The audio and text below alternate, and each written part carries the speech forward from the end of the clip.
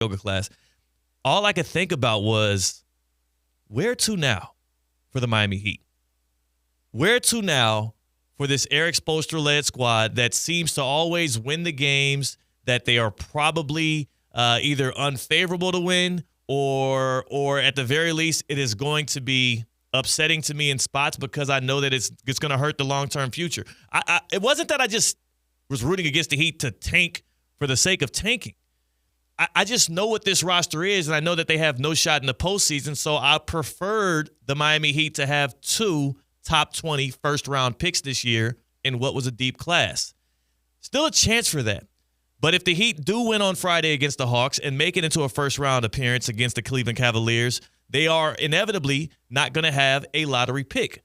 Because of that, that pick will then be issued out to the Oklahoma City Thunder, and the Heat will once again be sitting in a place where next year they're going to bounce back, be even stronger. So the higher-ended pick that they get this year, it'll probably hover around like 16 or 17 in the first round. That'll go to OKC. That has built their team through the draft. And next year, after they do retool and inevitably become a top 4 team in the East, hopefully, they're going to be picking in the high 20s again. And as I start to think about what the future of the Heat looks like, and I look at the fact that you're leaning on a guy like Tyler Hero to be your number one option. The Heat's offensive rating last night, 120 with Hero on the floor, 86 with him off the floor. He dropped 38 points. He was a demon. Kevin Huerter didn't stand. Kevin Huerter didn't stand a chance. Had him in hell. Kobe White and Josh Giddey trying to guard him. He was on demon time last night. That's cute and all.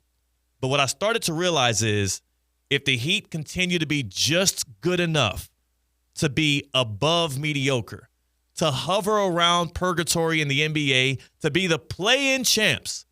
I mean, mind you, C-Cat, last night, there were talks of people, they were like, yo, this is the 3rd straight year the Heat have bounced the Bulls out of the play-in tournament. That's not something to celebrate. Why are we celebrating not just being in the play-in, but we dominate the Bulls in the play-in? Sure, they beat us 3-0 in the regular season, but 3 straight years, the Heat have taken care of business against the Chicago freaking Bulls. The Heat are living well above their means. They have this $5,000 a month apartment in the heart of the city, and they're eating ramen for dinner. Like, yeah, they're in the playoffs. Nice, we did it. At least we're not one of those teams that was eliminated already, but at what cost? At the cost of your future. And then it hit me, C-Cat. And then it absolutely hit me. I mean, I'm talking about on that yoga mat as I'm contemplating the future, it hit me. It sounded a little bit like this. The epiphany. This epiphany. This is not a flashback. It's an epiphany. Are the Miami Heat turning into the Pittsburgh Steelers of the NBA? Are the Miami Heat evolving or devolving, however you want to look at it, into what the Steelers are today, the model of consistency, 18 straight years of no losing seasons under Mike Tomlin, the most respected coach in the industry, but also a team that cannot get over the hump in the postseason, not because they're not good, not because they're not well coached, because they do not have a star player on their roster. The Steelers have been held back by poor quarterback play. And you want to know why they're held back by poor quarterback play, C-Cat? NFL draft's a week away. The Steelers could use a quarterback. Where are they picking? In the mid-round, middle of the first. 21st. Yeah. 21st. That sound familiar? Sure does. Because the Miami Heat, who, again, are a star player away, a number one option away from being a threat. They have an excellent defensive team. Davion Mitchell is at the helm of that defense, and as the point guard, I like him in the future. Maybe not as a starter, but as a guy that can contribute to a championship team.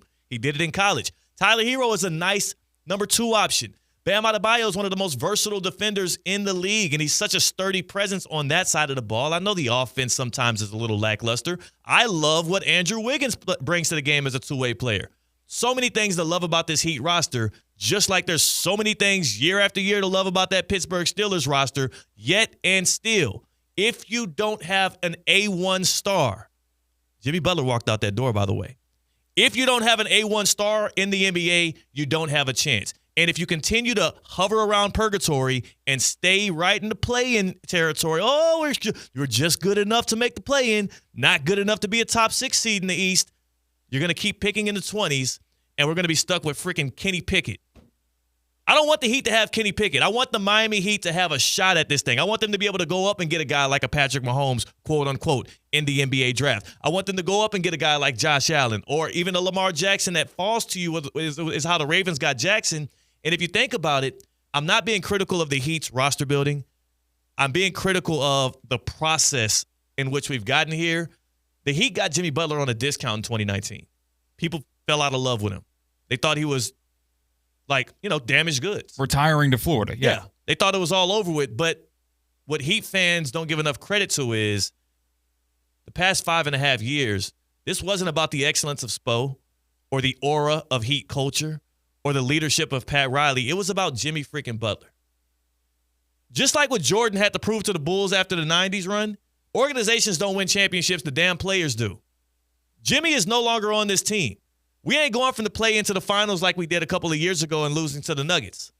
This is a team that if you continue to make a play-in game with this mediocre roster, we're going to continue to pick in the 20s, and you're going to find it very hard to find a star that can get you over the hump. The Heat are becoming the Pittsburgh Steelers of the NBA, and I'm not sure how I can feel about it, but at the very least, I can be happy in knowing that we had some glory days behind us. That's why I'm never going to let any of y'all Heat fans that's out there hating on Jimmy Butler, I'm never going to let y'all get to me and pass on some of that envy my way. I hope he gets a ring with the Warriors this postseason, and I'm happy that he's also going to get his bag. We treated him as if he needed us more than we needed him, and we're going to find out very soon, especially if the Heat lose to the Hawks tomorrow night. We're going to find out very soon, especially if they beat the Hawks so they can get swept by the Cavs in the playoffs, who needed who more. That shifts my focus here because we're talking the Heat turning into the Steelers, talking about Pittsburgh having the number 21 overall pick in this NFL draft coming up. CCAT, what?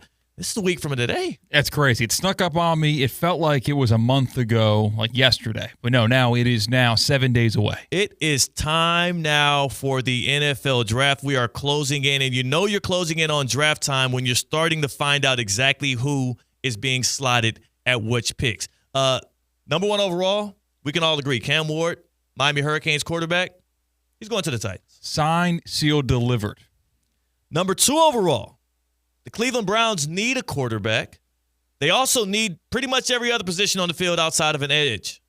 And I had been under the belief for a while that they were going to compound their strengths and pair Myles Garrett with Abdul Carter out of Penn State, your Nittany Lions, and just be like hellacious on the defensive front. But Andrew Berry, general manager of the Cleveland Browns, had something astute to say about Palm Beach County native Travis Hunter, Heisman winner out of Colorado, who plays both sides of the ball, and he